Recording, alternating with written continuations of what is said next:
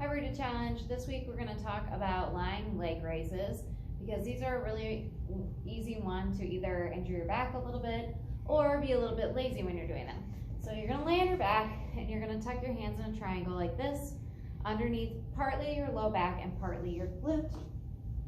As you adjust, you're going to think about pulling your pubic bone and diaphragm or your pelvis to your rib cage, just keeping that connection in the floor because we don't want to see it gapping.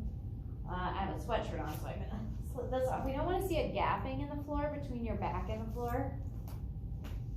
So what we don't want to see is this. You can see my whole hand reaching through there. So if I pull that together, I'm going to be smashing my hand.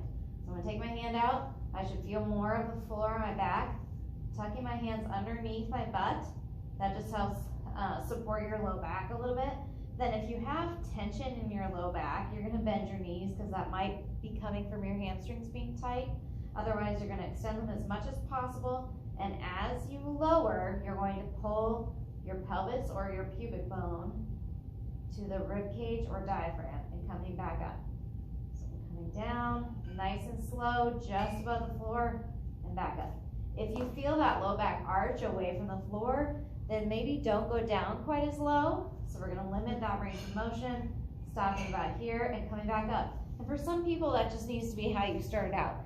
You may also start out with your hip clicking a little bit, and as you strengthen those hip flexors, it's going to get better over time. So again, thinking about connecting here to here as you're lowering.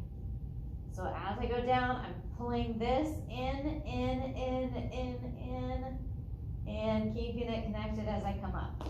All right, hopefully that helps get you a little bit more out of lying leg raises, and have a good day.